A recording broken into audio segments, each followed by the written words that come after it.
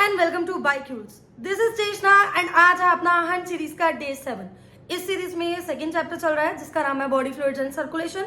और body fluids and circulation में हम ऑलरेडी 2 लेक्चर कर चुके हैं।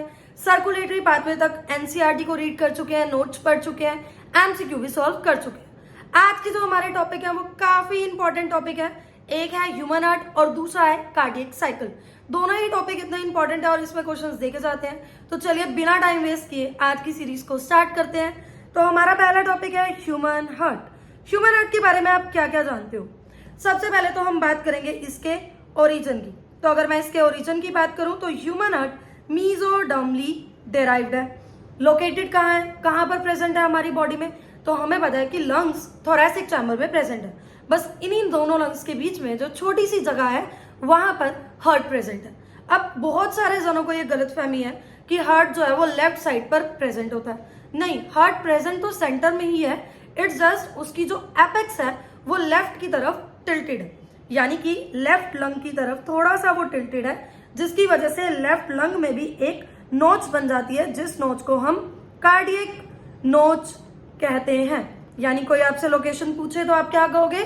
थोरैसिक चैम्बर में बिटवीन 2 लंग्स और स्लाइटली टिल्टेड है लेफ्ट की तरफ। मैम इसका साइज क्या है, कितना बड़ा या कितना छोटा है? तो बिल्कुल एक क्लेंच्ड फिस्ट यानी बंद मुट्ठी के जितना साइज है हमारे लिटल से हार्ट का। उसके बाद देखो, अब ये इतना इंपॉर्टेंट ऑर्गन है, इसकी प्रोटेक्शन के लिए कुछ तो होगा ना। तो हार्ट जो है वो डबल मेम्ब्रेन लेयर से प्रोटेक्टेड है और इस मेम्ब्रेन को हम पेरिकार्डियम बोलते हैं। आपको याद होगा तो breathing and exchange of gases में हमने ये भी पढ़ा था कि लंग्स भी एक डबल मेम्ब्रेन लेयर से प्रोटेक्टेड है, जिसको हम प्लूरल मेम्ब्रेन बोलते हैं। यहाँ पर हार्ट की जो लेयर है इसको हम क्या बोलते हैं? पेरिकार्डियम। अब आउटर लेयर होगी, इनर लेयर होगी, क्योंकि डबल लेयर है। इनके बीच में एक फ्लूइड भरा होता है जिसको हम पेरिकार्डियल फ्लूइड बोलते हैं। हमें पता है जो ह्यूमन हार्ट है वो 4 चैम्बर्ड है। कितने चैम्बर्ड है? 4 चैम्बर्ड है। ऊपर वाले जो 2 चैम्बर है इन्हें हम बोलते हैं एट्रियम, और नीचे वाले जो 2 चैम्बर है इन्हें हम बोलते हैं वेंट्रिकल्स। क्या बोलते हैं? ऊपर वाले दोनों चैम्बर्स को, जो कि थोड़े छोटे हैं, इन्हें हम बोलते हैं एट्रिया, और नीचे वाले दोनों चैम्बर्स को हम बोलते हैं वेंट्रिकल। अब ध्यान से सुनो, 2 एट्रिया है, ठीक है? लेफ्ट साइड वाला लेफ्ट एट्रिया, राइट साइड वाला राइट एट्रिया। इन दोनों को सेपरेट करने के लिए बीच में एक डिवीजन है, यानी कि सेप्टा है। तो 2 एट्रिया के बीच में सेप्टा, यानी कि इंटर एट्रियल सेप्टा। और ये क्या होगा? ये थिन होगा। क्यों होगा? इसका रीजन भी जानेंगे। फिर देखो नीचे, राइट वेंट्रिकल, लेफ्ट वेंट्रिकल, यानी 2 वेंट्रिकल्स हैं। इन वेंट्रिकल्स को भी सेपरेट करेगा एक सेप्टा, जिस सेप्टा को हम बोलेंगे इंटर वेंट्रिकुलर सेप्टम। वेंट्रिकल्स के बीच में, इसीलिए इंटर वेंट्रिकुलर सेप्टम। अब देखो, ये एट्रियम है और ये वेंट्रिकल्स है। इनको भी कुछ सेपरेट कर रहा होगा, कुछ डिवाइड कर रहा होगा। तो राइट एट्रियम और राइट वेंट्रिकल या लेफ्ट एट्रियम और लेफ्ट वेंट्रिकल को सेपरेट कर रहा है एट्रियो वेंट्रिकुलर सेप्टम। ये थिक होगा। याद रखना, जो एट्रियास के बीच में सेप्टा है इंटर एट्रियल सेप्टम, वो थिन होगा। वेंट्रिकल्स के बीच में जो सेप्टा है वो थिक होगा। और ये जो एट्रियो वेंट्रिकुलर सेप्टा है, यानी एट्रिया और वेंट्रिकल के बीच में, ये क्या होगा? ये भी थिक होगा। अब ये जो वेंट्रिकल्स है ना, ये ज्यादा थिक होते हैं एज कंपेयर टू एट्रियम, क्योंकि देखो जो एट्रिया तो क्या करेगा? ब्लड पंप करेगा वेंट्रिकल्स में, पर वेंट्रिकल्स को ब्लड क्या करना है? पूरी बॉडी में पंप करना, इसीलिए इसका थिक होना जरूरी है। दूसरी बात आप क्या याद रखोगे? वेंट्रिकल्स की ना वॉल्स पे एक मसल्स प्रेजेंट होती है। इनको हम बोलते हैं, ये पिलर लाइक मसल्स होती हैं। ये जो ब्राउन कलर से बनी हुई है, जिसे मैं ब्लू से शेड कर रही हूँ, इनको हम बोलते हैं पैपिलरी मसल्स। क्या बोलते हैं? Papillary muscles. इनका काम अभी जानते हैं। इससे पहले आप ये चीज सुनो, ये जो राइट एट्रियम है और राइट वेंट्रिकल है, इसके बीच में एक दरवाजा होता है। मोर प्रिसाइजली मैं बोलूं तो यहाँ पर एक वॉल्व होती है। राइट एट्रिया और राइट वेंट्रिकल के बीच में जो वॉल्व होगी उसको हम बोलेंगे ट्राइकस्पिड वॉल्व। ऐसा सोचो, राइट एट्रिया और राइट वेंट्रिकल के बीच में एक दरवाजा है जो ब्लड को आने में हेल्प कर रहा है एट्रिया से वेंट्रिकल में। इस वॉल्व को, इस दरवाजे को हम ट्राइकस्पिड वॉल्व बोलते हैं, क्योंकि इसमें ऐसे 3 कस्प होते हैं इस वॉल्व में, ठीक है?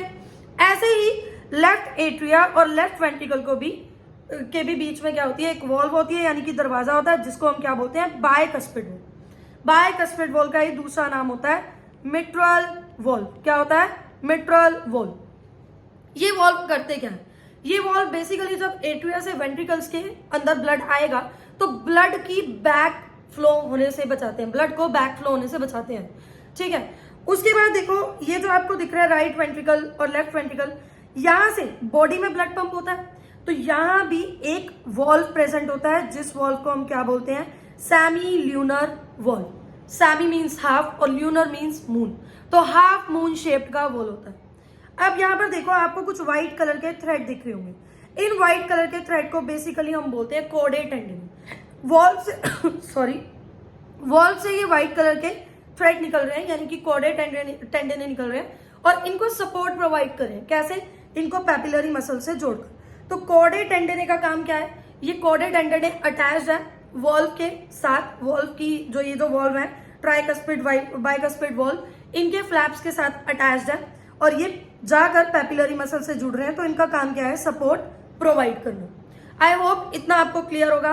एक बार डिटेल इसकी दोबारा से हम समरी पढ़ लेते हैं। हमने बोला 2 छोटे चैम्बर यानी कि एट्रिया, 2 बड़े चैम्बर यानी कि वेंट्रिकल। लेफ्ट साइड वाले left atria left ventricle, right side वाले right atria right ventricle. 2 atria के बीच में जो septum interatrial septum, 2 ventricular के बीच में जो septum interventricular septum, atria और वेंट्रिकल के बीच में जो सेप्टम एट्रियो वेंट्रिकुलर सेप्टम। सिर्फ इंटर एट्रियल सेप्टम थिक होगा और इंटर वेंट्रिकुलर और एट्रियो वेंट्रिकुलर सेप्टम क्या होगा? थिक होगा, ठीक है। इंटर एट्रियल सेप्टम थिन, बाकी दोनों सेप्टम थिक। वेंट्रिकल्स की जो वॉल्स होती हैं ये मोर थिक होती हैं एज कम्पेयर टू एट्रियम, क्योंकि एट्रियम ने तो वेंट्रिकल्स में ब्लड पंप करना है पर वेंट्रिकल्स ने पूरी बॉडी में ब्लड पंप करना है। यहां तक समझ आ गया तो थम्स अप। आगे चलते हैं। ये आपको हार्ट का डायग्राम दिया हुआ है, काफी सारी चीजें हम पढ़ चुके हैं इसमें और बाकी आगे पढ़ेंगे भी। ये 2-3 चीजें देख लो, जैसे वेना कैवा। वेना कैवा क्या करती है? वेना कैवा बॉडी से डीऑक्सीजनेटेड ब्लड लेकर आती है। एक सुपीरियर वेना कैवा होती है और एक इंफीरियर, ठीक है। तो ये इन दोनों वेना कैवा का मतलब क्या है? ये काम क्या है इनका? डीऑक्सीजनेटेड ब्लड लेकर आना बॉडी से हार्ट तक। उसके अलावा आप देखते हो पल्मोनरी आर्टरी और पल्मोनरी वेन। पल्मोनरी का मतलब होता है लंग्स और आर्टरी, पल्मोनरी आर्टरी या पल्मोनरी वेन मतलब, पहली बात तो पल्मोनरी मतलब ये लंग्स से रिलेटेड है। अगर पल्मोनरी आर्टरी की बात करोगे तो आर्टरी क्या कर रही है? डीऑक्सीजनेटेड ब्लड लेकर जा रही है लंग्स की तरफ। और पल्मोनरी वेन्स क्या कर रही है? वेन्स ऑक्सीजनेटेड ब्लड लेकर आ रही है लंग्स से हार्ट की तरफ। इनके बारे में डिटेल में अभी पढ़ेंगे, इसको बस ऐसे ही मैंने लिख दिया है जितना समझ आया, ठीक है, वरना आगे ये ब्रीफ में भी हो जाएगा, इसका स्ट्रेस नहीं लेना। फिर उसके बाद देखो ये जो नोड्स है ये अभी हम पढ़ेंगे। ये सेप्टम हमने पढ़ लिया, ये राइट वेंट्रिकल पढ़ लिया, कॉर्डे टेंडिने, राइट वेंट्रिकल, राइट एट्रियम, ये हमने पढ़ लिया। इंटरवेंट्रिकुलर सेप्टम पढ़ लिया, लेफ्ट वेंट्रिकल पढ़ लिया, लेफ्ट एट्रियम पढ़ लिया, ये सब कुछ हमने पढ़ लिया। ये बस bundle of hedge, sinoatrial node, ये सब हमने पढ़ना है, इसको अभी हम पढ़ेंगे, ठीक है। तो याद रखना वॉल्व का फंक्शन। वॉल्व क्या कर रहा है? वॉल्व ओपनिंग है किसके बीच में? जैसे राइट एट्रियम और राइट वेंट्रिकल के बीच में जो ओपनिंग होगी उसको ट्राइकस्पिड वॉल्व बोलेंगे, और लेफ्ट वेंट्रिकल और लेफ्ट एट्रियम के बीच में जो वॉल्व होगी उसको बाइकस्पिड या फिर मिट्रल वॉल्व बोलेंगे, ठीक है। और ये क्या कर रही है? बैक फ्लो ऑफ ब्लड को प्रिवेंट कर रही है। उसके बाद देखो जो हमारा ह्यूमन हार्ट है ना, वो मायोजेनिक है। मायोजेनिक मतलब मसल से बना हुआ है और ये मसल्स खुद ही एक्शन पोटेंशियल जनरेट करती हैं। इनको किसी एक्सटर्नल स्टिमुलस की जरूरत नहीं होती है। एक वर्ड होता है न्यूरोजेनिक। न्यूरोजेनिक मतलब जिसके लिए ब्रेन से सिग्नल आ रहे हो। हार्ट जो है उसको ब्रेन से सिग्नल्स की रिक्वायरमेंट नहीं है।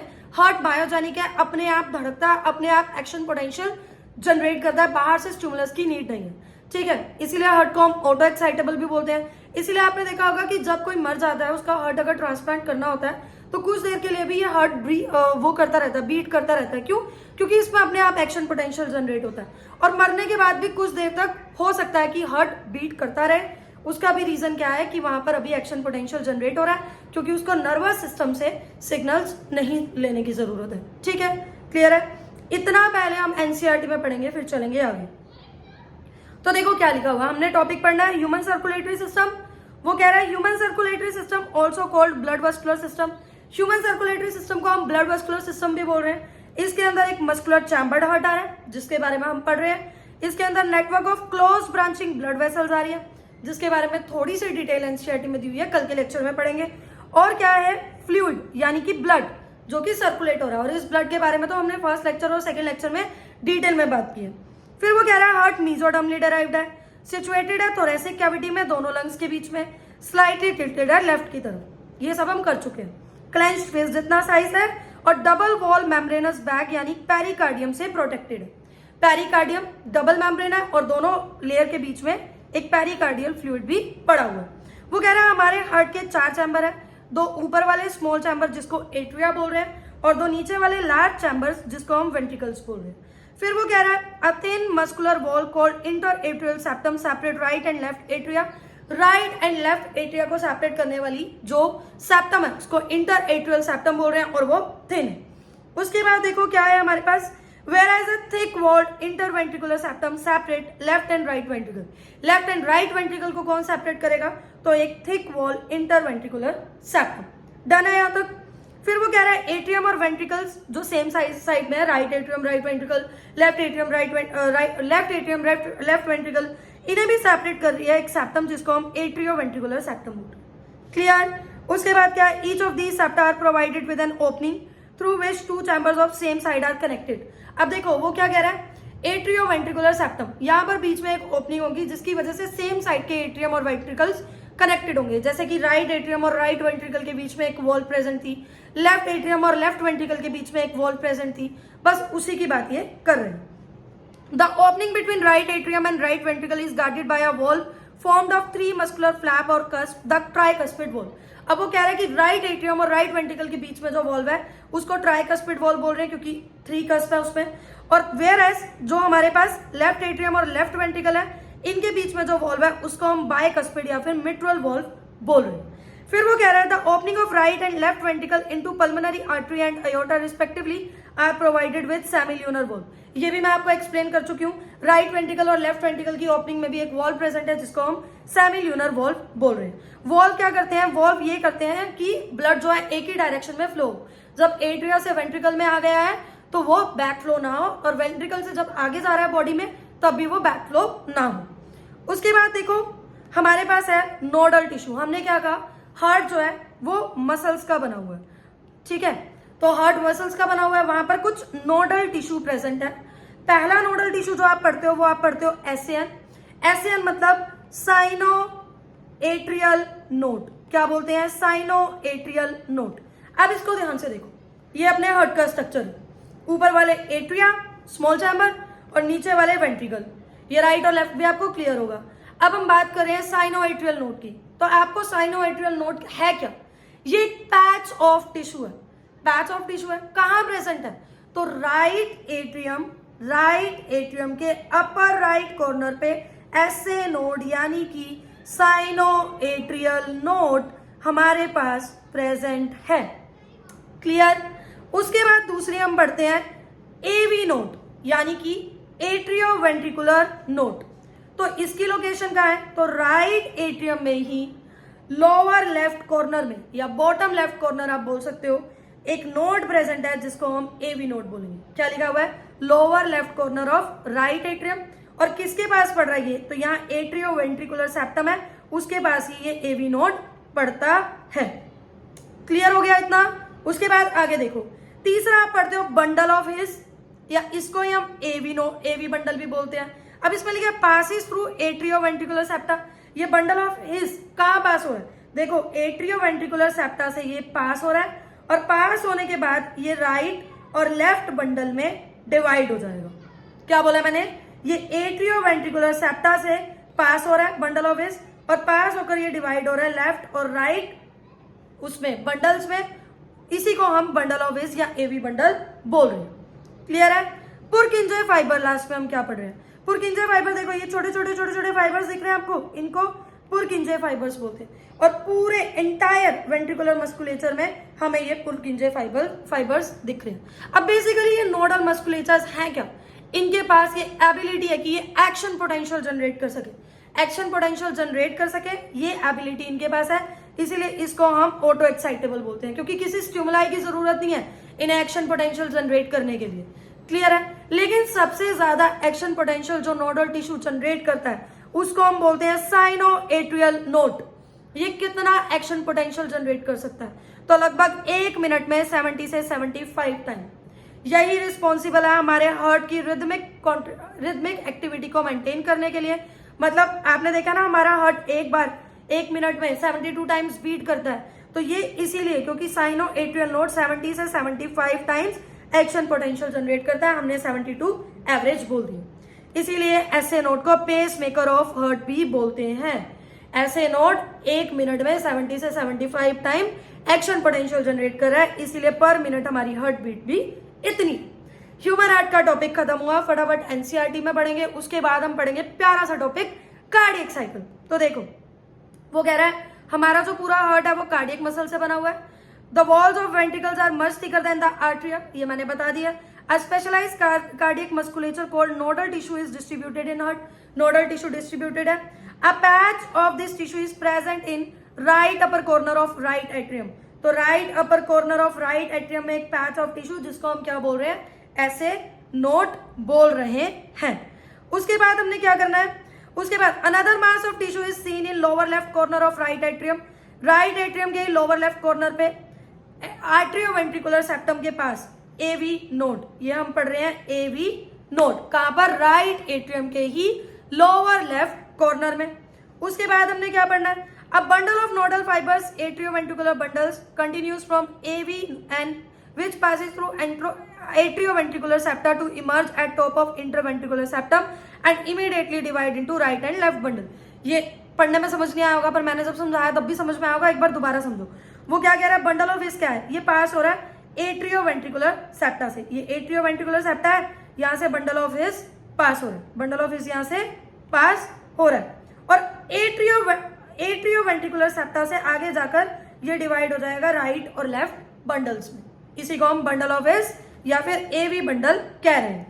These branches give rise to minute fibres, छोटे छोटे फाइबर्स जिनको हम पुरकिंजे फाइबर कह रहे हैं, और ये पूरे वेंट्रिकुलर मस्कुलेचर्स में फैले हुए हैं। ये देखो इसको हम पुरकिंजे फाइबर्स बोल रहे हैं, जो बंडल ऑफ हिस्से निकल रहे हैं छोटे छोटे फाइबर्स और पूरे वेंट्रिकुलर मस्कुलेचर में फैले हुए। फिर वो कह रहे हैं nodal tissue, nodal musculature has the ability to generate action potential. Nodal musculature के पास ये एबिलिटी है कि एक्शन पोटेंशियल को जनरेट कर सके बिना किसी एक्सटर्नल स्टिमुलाई के, इसलिए इसको हम ऑटो एक्साइटेबल बोलते हैं। जो नंबर ऑफ एक्शन पोटेंशियल है वो वेरी करेंगे डिफरेंट डिफरेंट नोडल सिस्टम में, लेकिन जो एसएएन है वो maximum number of action potential generate कर सकते हैं, लगभग 70 से 75 टाइम। यही रिस्पॉन्सिबल है हमारे हार्ट की रिथमिक कॉन्ट्रेक्टाइल एक्टिविटी को मेंटेन करने के लिए, इसीलिए इसको पेसमेकर बोलते हैं। नॉर्मली 70 से 75 टाइम्स हमारा हार्ट बीट करता है, क्योंकि इतनी बारी ऐसे नोड क्या करता है, एक्शन पोटेंशियल को जनरेट करते हैं। 2 मिनट के लिए तुम शांति ले सकते हो, पॉज कर सकते हो, इससे पहले कि अगले टॉपिक पे चले। अपने व्यूज कमेंट सेक्शन में जरूर दिया करो, चैनल को सब्सक्राइब भी कर दो यार, मैं बहुत मेहनत से लेक्चर बनाती हूँ, इसको लाइक भी कर दिया करो, ठीक है, क्योंकि देखो लिटरली मैं अकेली हूँ, मुझे इसको बनाना भी है, नोट्स को एनसीईआरटी भी ऐड करनी है, डायग्राम्स वगैरह भी बनाने हैं, फिर मुझे ये वीडियो बनाकर एडिट करना होता है, एडिट करके अपलोड करना होता है, ठीक है। तो प्लीज बहुत मेहनत लगती है इसमें, लाइक सब्सक्राइब और शेयर जरूर कर दिया करो, ठीक है। और लिटरली आपने देखा होगा कि जो काम कहीं कहीं पे 10-10 लेक्चर्स में होता है, वो यहाँ कितने छोटे टाइम में 15-20 मिनट में टॉपिक हो जाता है, नोट्स मिल जाते हैं, एनसीईआरटी रीड हो जाती है, और इवन एमसीक्यू भी उस टॉपिक के लग जाते हैं। तो एक लाइक तो बनता है ना। तो चलो, तुम्हारा मन होगा तो लाइक सब्सक्राइब कर देना, नहीं तो कोई बात नहीं। हम आगे चलते हैं, हमारा अगला टॉपिक है कार्डियक साइकिल। कार्डियक साइकिल क्या है, अब देखो तुम्हें और कुछ पता हो ना हो, तुम्हें ये जरूर पता है कि तुम्हारा दिल है ना धक धक करता है। अब आज ये देखेंगे कि क्या ये दिल एक्चुअल में धक धक करता है या ये दिल बस लब डब करता है, जिसको हम धक धक बोलते हैं। तो बेसिकली कार्डियक साइकिल है क्या, हमारी ये गायब हो गया था, अब देख लेते हैं हम इसको। बेसिकली कार्डियक साइकिल है क्या, हमारी जो एक हार्ट बीट है उसी को हम क्या बोलते हैं, एक कार्डियक साइकिल बोलते हैं। मतलब 1 मिनट में 72 बीट्स करता है हमारा हार्ट, 72 टाइम्स बीट करता है, तो 1 मिनट में 72 टाइम्स कार्डियक साइकिल चलती है। यानी 1 minute is equal to 60 second, 60 seconds में 72 टाइम। अगर एक टाइम की, एक कार्डियक साइकिल की ड्यूरेशन निकालोगे तो वो 0.8 सेकेंड की निकलेगी। यानी 2 साउंड लब डब मिलकर बनाते हैं एक हार्ट बीट, और एक हार्ट बीट मतलब एक कार्डियक साइकिल, जो कि 0.8 सेकेंड की है। अब इससे पहले कि हम कार्डियक साइकिल समझें, ये जरूरी है कि हम ये समझ लें ब्लड कैसे सर्कुलेट हो रहा है, ठीक है। तो देखो होता क्या है, लंग्स क्या करते हैं, ऑक्सीजनेटेड ब्लड, लंग्स में से ऑक्सीजनेटेड ब्लड पल्मोनरी वेन के थ्रू आता है लेफ्ट एट्रियम में। लंग्स पल्मोनरी वेन के थ्रू ऑक्सीजनेटेड ब्लड को लेफ्ट एट्रियम में भेज रहे हैं। अब यहाँ पर बीच में देखो, हमें पता है यहाँ पर वॉल्व प्रेजेंट है, लेफ्ट और राइट एट्रियम की, लेफ्ट एट्रियम और लेफ्ट वेंट्रिकल के बीच में जो वॉल्व प्रेजेंट है उसको बाइकस्पिड वॉल्व बोल रहे हैं ना। तो लंग से हमारे पास ऑक्सीजनेटेड ब्लड आया, कहाँ आया, हमारे पास लेफ्ट एट्रिया में आया, यहाँ से ये ब्लड गया लेफ्ट वेंट्रिकल में, और लेफ्ट वेंट्रिकल से ये ब्लड मेन अयोटा के थ्रू होता हुआ बॉडी ऑर्गन्स में चला गया।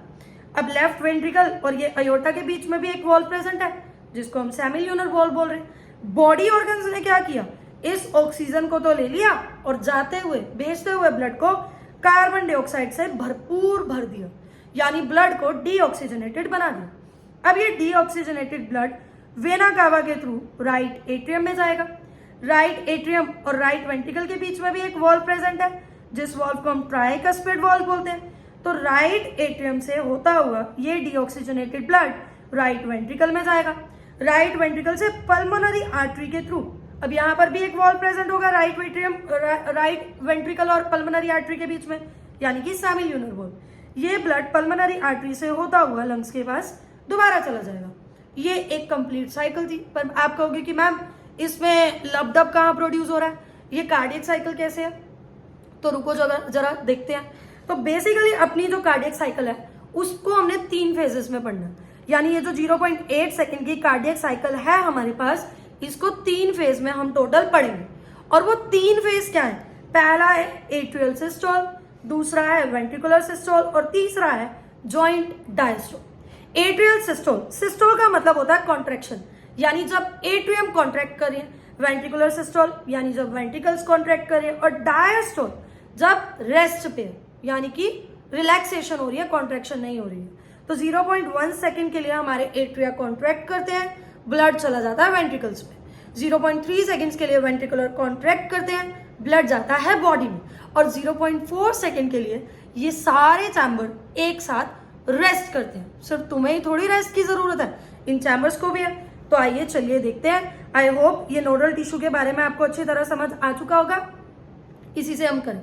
तो देखो, तुम्हारी एनसीईआरटी इस टॉपिक को जॉइंट डायस्टोल से स्टार्ट कर रही है, ठीक है, लेकिन हम इसको जॉइंट डायस्टोल से स्टार्ट नहीं करेंगे, पर एनसीईआरटी रीड करते टाइम मैं ये चीज आपको क्लियर भी कर दूंगी।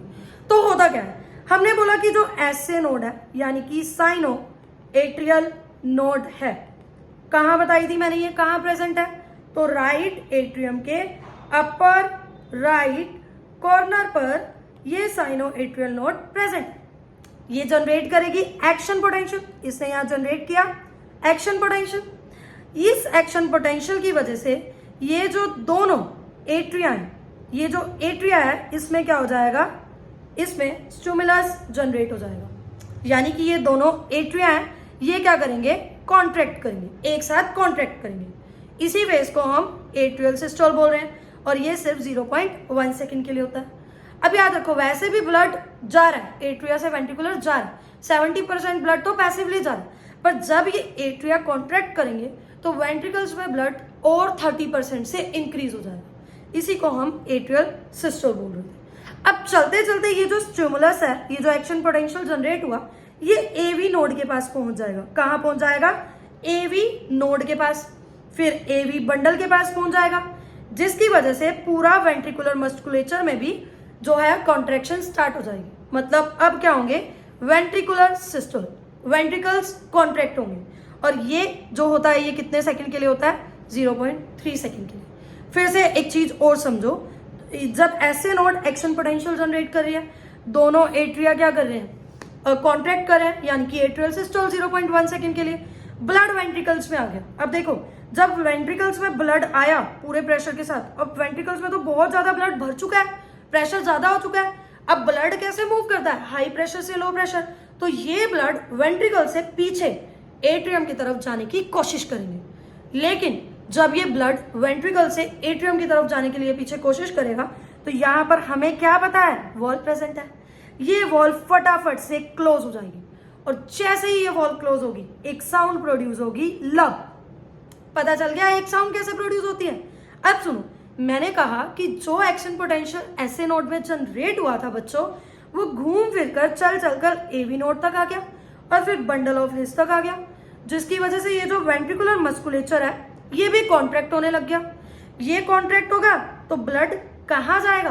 ब्लड यहाँ से सेमील्यूनर वॉल से आगे जाएगा। अब यहाँ जब ब्लड वेंट्रिकल से चला गया आगे आगे चला गया है ना, मेन अयोटा और पल्मोनरी वेन में जा रहा है जब ब्लड, तब क्या हो रहा है? वहां पर प्रेशर ज्यादा हो रहा है। अब फिर से ये ब्लड बैक फ्लो होना स्टार्ट करेगा, कोशिश करेगा कि मैं इस हाई प्रेशर से वापस से कम प्रेशर वाले रीजन यानी कि वेंट्रिकल्स में चला जाऊं।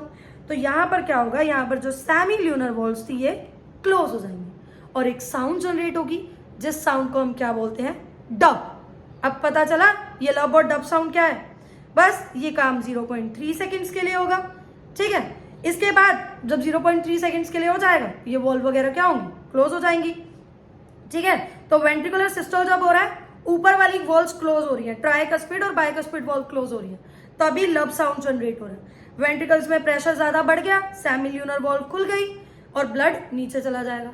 इसके बाद वेंट्रिकल्स वो होंगे रिलैक्स होंगे, यानी वेंट्रिकल्स में डायस्टोल आएगा, यानी वेंट्रिकल्स का प्रेशर डिक्रीज हो गया, यानी ब्लड दोबारा से पीछे आने की कोशिश करेगा, ठीक है। पल्मोनरी वेन और मेन अयोटा से पीछे वेंट्रिकल्स की तरफ आने की कोशिश करेगा, इसीलिए सेमील्यूनर वॉल्व्स भी क्लोज हो जाएंगे, इसको हम डब बोलेंगे।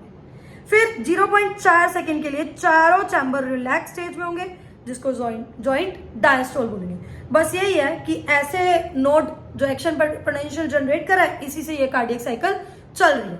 उसके बाद एक कार्डियक साइकिल के बाद दोबारा से नई कार्डियक साइकिल स्टार्ट हो जाएगी। बस यही जो रिपीटेड इवेंट्स हैं सीक्वेंस में, इसी को हम कार्डियक साइकिल बोल रहे हैं। डेफिनेशन पढ़ लो, कौन से इवेंट? यानी जब ऐसे नोड जनरेट कर रहा है एक्शन पोटेंशियल, और बाकी के जो इवेंट्स हमने सारे पढ़े सीरीज वाइज, इन्हीं सारी इवेंट्स को हम जब ये क्लिनिकली रिपीटेड होते हैं, इसको हम कार्डियक साइकिल बोलते हैं। एक बार इसको यहाँ पर भी हम ढंग से समझेंगे, ताकि अगर कोई भी आपको दिक्कत है, कंफ्यूजन है, तो वो हमारी क्लियर हो जाए। अब देखो, हमने बोला, ध्यान से इसको समझना, हमने बोला कि यहाँ राइट एट्रियम में, दूसरा पहन लेते हैं हमने बोला यहाँ राइट एट्रियम में अपर राइट कॉर्नर में ऐसे नोड प्रेजेंट है। इसने एक्शन पोटेंशियल जनरेट किया तो राइट एट्रियम और राइट वेंट्रिकल स्टिमुलेट हो गई, कॉन्ट्रैक्ट होने लगी, कॉन्ट्रैक्ट हुई और इन्होंने वेंट्रिकल्स में ब्लड भेज दिया, ठीक है। अब देखो, जब इन्होंने वेंट्रिकल्स में ब्लड भेजा है तो वेंट्रिकल्स में प्रेशर बहुत ज्यादा हो चुका है, ये ब्लड तो पीछे आने की कोशिश करेगा, पीछे आने की कोशिश करेगा, इसीलिए ये जो है वॉल्व जाएंगी, क्लोज हो जाएंगी, ट्राइकस्पिड और बाइकस्पिड वॉल्व क्लोज हो जाएंगी। क्लोज हो जाएंगी तो यहाँ पर साउंड जो प्रोड्यूस होगी वो साउंड क्या होगी? लब। ऐसे ही जब वेंट्रिकल्स स्टिमुलेट होंगे, वेंट्रिकल स्टिमुलेट कैसे होंगे? ये जो ऐसे नोड ने एक्शन पोटेंशियल जनरेट किया था, ये एक्शन पोटेंशियल धीरे धीरे एवी नोड तक आ गया, इधर बंडल ऑफ हिस तक आ गया, ठीक है। तो अब वेंट्रिकल्स कॉन्ट्रैक्ट कर रहे हैं, वेंट्रिकल्स में सिस्टोल चल रहा है, मीनवाइल जो एट्रिया थे उनमें रिलैक्सेशन चल रहा है, डायस्टोल चल रहा है, ठीक है। तो वेंट्रिकल कॉन्ट्रैक्ट करेंगे और ये सेमील्यूनर वॉल्व यहाँ पर है, यहाँ से होते होते ब्लड जाएगा मेन अयोटा में और यहाँ पर ब्लड जाएगा पल्मोनरी आर्टरी में। तो अब यहाँ जब ब्लड प्रेशर से जा रहा है, यहाँ मेन अयोटा और इधर पल्मोनरी आर्टरी में क्या हो रहा है? ब्लड का प्रेशर इंक्रीज हो रहा है, तो ये ब्लड फिर से सोचेगा कि चलो पीछे मुड़कर वेंट्रिकल्स में चले जाएं, ताकि ये पीछे ना आ सके, बैक फ्लो ना हो। तो ये सेमील्यूनर वॉल्व्स क्या होंगी? दोबारा से क्लोज हो जाएंगी, ठीक है। और यहाँ साउंड प्रोड्यूस होगा डब। उसके बाद 0.4 सेकेंड के लिए चारों चैम्बर रिलैक्स स्टेट में होंगे। क्लियर है? डन होगी ये चीज। अब देखो, हमने बोला ये चीज हम पढ़ चुके हैं, कार्डियक साइकिल 1 मिनट में 72 टाइम्स, यानी एक कार्डियक साइकिल की ड्यूरेशन 0.8 सेकेंड। अब स्ट्रोक वॉल्यूम क्या होता है? Blood pumped out by each ventricle during cardiac cycle. एक कार्डियक साइकिल के दौरान वेंट्रिकल से जितना ब्लड पंप होता है 70 ml होता है, उसी को स्ट्रोक वॉल्यूम बोलते हैं। तो आउटपुट क्या होगा? मतलब पूरे हार्ट की आउटपुट क्या है? कितने देर की? 24 घंटे की? नहीं, 1 मिनट की आउटपुट क्या है? 1 मिनट में 72 टाइम्स होती है कार्डियक साइकिल, एक कार्डियक साइकिल में 70 ml, यानी कार्डियक आउटपुट कितना हुआ? Stroke volume into heart rate. 1 minute में हार्ट का पूरा आउटपुट कितना हुआ? 5 लीटर हुआ। क्लियर है? इसी को फटाफट से एनसीईआरटी में पढ़ लेंगे। जो जॉइंट डायस्टोल हमने बाद में पढ़ा है एनसीईआरटी में, उससे पहले स्टार्ट किया हुआ है। ध्यान से सोचो, एक साइकिल है बस, अब उसको जॉइंट डायस्टोल में खत्म कर लो और उसके बाद दोबारा से नई साइकिल स्टार्ट कर लो, एक ही बात है, ठीक है। तो वो क्या कह रहा है कार्डियक साइकिल में? How does a heart function? चलो देखते हैं। To begin with all 4 chambers of the heart are in relax state. जब सारे चैम्बर रिलैक्स स्टेज में होंगे तो मतलब वो जॉइंट डायस्टोल है, 0.4 सेकंड के लिए होता है। और इस टाइम पे ट्राइकस्पिड और बाइकस्पिड वॉल्व ओपन है। ब्लड फ्लो हो रहा है पल्मोनरी वेन और वेना कावा से लेफ्ट और राइट वेंट्रिकल में। देखो पल्मोनरी वेन से लेफ्ट एट्रियम में और वेना कावा से राइट एट्रियम में ब्लड क्या कर रहा है, फ्लो कर रहा है। उसके बाद देखो क्या है, the semilunar valves are closed at this stage. इस टाइम पे जो सेमिल्यूनर वॉल्व्स है ये क्या है, क्लोज है। अब क्या करेगा, जो एसए नोड है, क्या है, जो एसए नोड है, एसए नोड जनरेट करेगा एक्शन पोटेंशियल को, जिसकी वजह से दोनों एट्रिया कॉन्ट्रैक्ट करेंगे। इसी को हम एट्रियल सिस्टोल बोल रहे हैं। अब ऊपर देखो, पहले लिखा था ना कि लेफ्ट बाइकस्पिड और डाइकस्पिड वॉल्व, बाइकस्पिड और ट्राइकस्पिड वॉल्व ओपन है तो ब्लड फ्लो करता जा रहा है, यानी वो पैसिव फ्लो हो रहा है ब्लड का। जब एसए नोड ने एक्शन पोटेंशियल जनरेट किया तो ब्लड वेंट्रिकल्स में कितना इंक्रीज हो गया, 30% से इंक्रीज हो गया। ठीक है, डन है ये चीज, 30% से ब्लड इंक्रीज हो गया। अब ये जो एक्शन पोटेंशियल है ये वेंट्रिकुलर साइड में जाएगा एवी नोड और एवी बंडल के थ्रू, जिसकी वजह से पूरा वेंट्रिकुलर मस्कुलेचर भी कॉन्ट्रैक्ट होने लगेगा, यानी कि वेंट्रिकल में क्या आ जाएगा, सिस्टोल हो जाएगा। मीनवाइल जब वेंट्रिकुलर सिस्टोल चल रहा है एट्रिया क्या हो जाएंगे, रिलैक्स हो जाएंगे। ठीक है, डन है। अब वेंट्रिकुलर सिस्टोल की वजह से प्रेशर इंक्रीज हो रहा है, वेंट्रिकल में, तो ब्लड हाई प्रेशर से लो प्रेशर यानी वेंट्रिकल से एट्रिया में जा सकता है। इसीलिए यहाँ पर ट्राइकस्पिड और बाइकस्पिड वॉल्व बंद हो जाती है ताकि ब्लड का बैक फ्लो ना हो। इसी की वजह से यहाँ एक साउंड प्रोड्यूस होती है जिसको हम लब बोलते हैं। ठीक है, जब वेंट्रिकुलर सिस्टोल चल रहा है, ब्लड जा रहा है सेमिल्यूनर वॉल्व से होता हुआ, ब्लड जा रहा है, कहां पर जा रहा है, ब्लड जा रहा है यहाँ पल्मोनरी आर्टरी से लंग्स में और नीचे इधर मेन अयोटा से बॉडी में।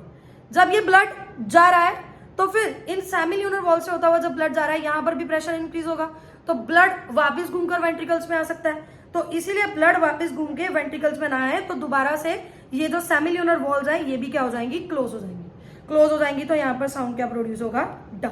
ठीक है, इसी को हम पढ़ लेते हैं। As the ventricular pressure increases further, the semilunar wall guarding pulmonary artery and aorta are forced open, allowing the blood to flow through these vessels. These ventricles now relax, यानी कि ventricular diastole आ जाएगा relaxation के time पे, and ventricular pressure falls, causing the closure of semilunar valve, which prevent backflow of the blood into ventricle. मैंने आपको यही बताया, जब एक बार तो वेंट्रिकल्स में प्रेशर इंक्रीज हुआ, ये ब्लड नीचे फ्लो होने लग गया, लेकिन उसके बाद जब वेंट्रिकल्स का प्रेशर कम हो गया और इधर पल्मोनरी आर्टरी में और मेन अयोटा में प्रेशर बढ़ गया, तो ब्लड का बैक फ्लो ना हो, इसलिए ये सेमिल्यूनर वॉल्स क्या करेंगी, क्लोज हो जाएंगी। ठीक है, डन है। फिर लिखा है इसके बाद दोबारा से क्या आ जाएगा, चारों जो चैम्बर्स हैं वो रिलैक्स हो जाएंगे, यानी कि जॉइंट डायस्टोल आ जाएगा। फिर अगली साइकिल कैसे चलेगी, अगली साइकिल ऐसे चलेगी कि एसए नोड फिर से एक्शन पोटेंशियल को जनरेट करेगा और यही साइकिल क्लिनिकली रिपीटेड होगी। आई होप ये टॉपिक आपको क्लियर हो चुका होगा। अगर ये टॉपिक आपको क्लियर हो चुका है तो चलिए आगे चलते हैं हम, और आगे चलकर हम क्या करते हैं, इसका जो लास्ट पैराग्राफ है उसको रीड करते हैं और फिर हम लगाएंगे एमसीक्यूज। वही वो कह रहा है कि कार्डियक साइकिल की डेफिनेशन जो ऊपर हमने लिखकर भी पढ़ी, उसके बाद वो कह रहा है 1 मिनट में हार्ट 72 टाइम्स बीट कर रहा है, एक साइकिल की ड्यूरेशन 0.8 सेकेंड है। ये कैसे निकली ये भी हमने पढ़ लिया। फिर हमने कहा था कि एक कार्डियक साइकिल में जो वेंट्रिकल्स हैं वो लगभग 70 ml ब्लड को पंप करते हैं, जिसको स्ट्रोक वॉल्यूम बोलते हैं। लेकिन अगर पूरी कार्डियक आउटपुट निकालोगे, कार्डियक आउटपुट मतलब कि कितने टाइम कार्डियक साइकिल चल रही है, 1 मिनट में 72 टाइम्स, और एक टाइम में कितना ब्लड निकल रहा है, 70 ml, तो इसको मल्टीप्लाई कर दोगे 5 लीटर 5000 मिलीलीटर या 5 लीटर क्या आ जाएगा, कार्डियक आउटपुट हो जाएगी। ठीक है, फिर वही बात कि 2 प्रोमिनेंट साउंड प्रोड्यूस होती हैं, एक फर्स्ट लब और दूसरी डब। लब होती है जब ट्राइकस्पिड और बाइकस्पिड वॉल्व क्लोज हो, और डब होती है जब सेमिल्यूनर वॉल्व क्लोज। क्लियर। इसके बाद क्वेश्चन देख लो।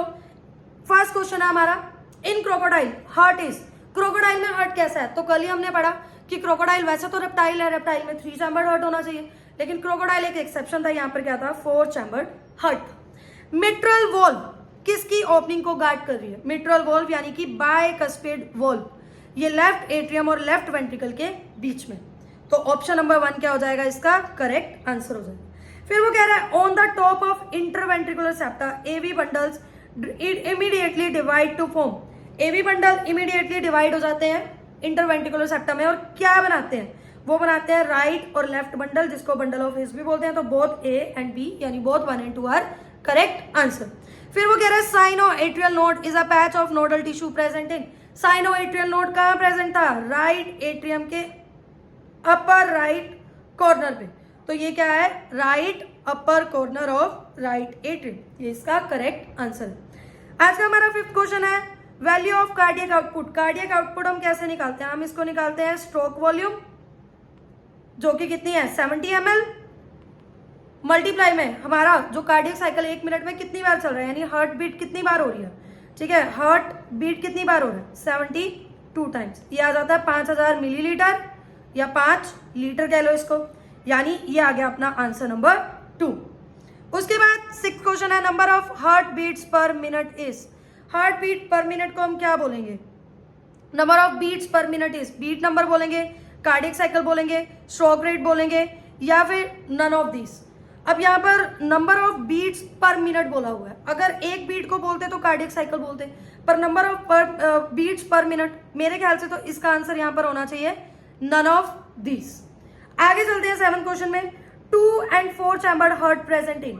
2 चैम्बर्ड हार्ट तो हमें पता है कि फिशेज में ही प्रेजेंट होता है, ठीक है, क्योंकि रेप्टाइल्स और एम्फीबियंस में तो 3 चैम्बर्ड होता है, और 4 चैम्बर्ड ईव्स यानी बर्ड्स और मैमल्स में।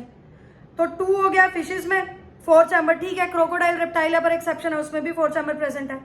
ठीक है, सेकंड तो हो नहीं सकता क्योंकि रेप्टाइल में 3 चैम्बर्ड है, थर्ड भी नहीं हो सकता, फोर्थ मैमल्स और बर्ड दोनों में ही 4 चैम्बर्ड है। तो इसका आंसर 1 क्या होगा? आंसर 1 क्या होगा? करेक्ट आंसर होगा tricuspid valve is found in. Tricuspid valve कहाँ मिलता है? तो राइट एट्रियम और राइट वेंट्रिकल के बीच में मिलता था। तो ऑप्शन 2 क्या हो जाएगा? Correct answer. फिर कह रहा है when the right ventricle of human heart contract then blood is pumped into. Blood कहाँ पंप होता है? जब राइट वेंट्रिकल कॉन्ट्रैक्ट करता है। इसका आंसर आप अभी दोगे क्योंकि लिटरली ये ब्लड फ्लो वाला ये पूरा सर्कुलेटरी पाथवे कम से कम भी मैंने 4 बार एक्सप्लेन किया, तो इसका आंसर बिना नकल के तुम लोग दोगे। तो चलो आगे चलते हैं। 10th question, another mass of nodal tissue called atrioventricular node, AV node, कहां पर प्रेजेंट है? देखो हमने पढ़ा था right atrium, left atrium. Right atrium में अपर राइट कॉर्नर में तो एसए नोड था, और राइट एट्रियम के लोअर लेफ्ट कॉर्नर पे क्या था? एवी नोड था। तो ये हो जाएगा राइट एट्रियम में ही है ये, तो थर्ड ऑप्शन तो अपना वैसे ही नहीं हो सकता। उसके बाद आप क्या देखोगे? लोअर लेफ्ट कॉर्नर में, ये बोला left upper corner, right upper corner नहीं, तो ये लेफ्ट लोअर कॉर्नर। तो option 4 is the correct answer.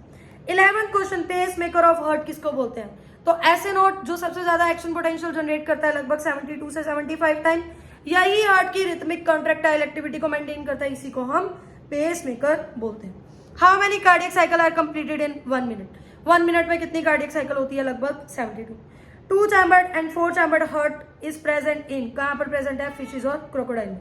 ये क्वेश्चन रिपीट हुआ है, ठीक है। तो हमारे पास लगभग आपने 12 में से मार्क्स बताने हैं, कितने करेक्ट है? वैसे तो 12 में से 12 आपके करेक्ट होने चाहिए, ठीक है। तो देखो आज का अपना चैप्टर हो गया है। आज थोड़ा सा मेरी तबीयत ठीक नहीं थी, मैं लिटिल लो फील कर रही थी, फिर भी मैंने ट्राई किया कि आपको ये चैप्टर ढंग से ये टॉपिक समझ में आए। कोई भी दिक्कत हो, कोई भी डाउट हो तो आप कमेंट सेक्शन में बोल सकते हो। प्लीज अपने व्यू जरूर देना, सब्सक्राइब करना, लाइक करना, शेयर करना, टेलीग्राम को सब्सक्राइब कर लेना, मतलब टेलीग्राम चैनल को ज्वाइन कर लेना, क्योंकि उसमें हम डेली क्वेश्चन डालते हैं। और साथ ही साथ अगर आपको मेंटरशिप चाहिए हो जिसमें आपकी प्रॉपर क्लास और रिवीजन प्रॉपर सब कुछ चले, मतलब रिवीजन भी हो, मॉड्यूल भी हो, हर चीज चले, अगर ये आपको चाहिए हो तो आप बता देना। आप मुझे इंस्टाग्राम पर डीएम कर सकते हो, मेरी मेल आईडी पे डीएम कर सकते हो।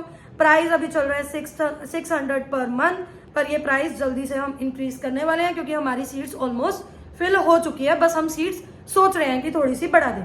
तो देखो स्टार्ट हम करते हैं 8 घंटे से और चलते चलते चलते लगभग हम 10 घंटे की रिविजन तक पहुंच जाते हैं। तो अगर आपको भी कंसिस्टेंसी बनाने में प्रॉब्लम है, क्योंकि मटेरियल तो सबके पास है, लेक्चर्स तो सबके पास है, पर पढ़ाई नहीं हो रही है, रूटीन नहीं बन रहा है, तो आप इस रूटीन बिल्डिंग मेंटरशिप में हिस्सा ले सकते हैं। Thank you so much, love you all. क्या नहीं भूलना है? लाइक शेयर कमेंट करना नहीं भूलना है, टेलीग्राम को ज्वाइन करना नहीं भूलना है, क्योंकि वहां पर भी हम एमसीक्यू करेंगे। I hope you like this lecture. Tata bye bye.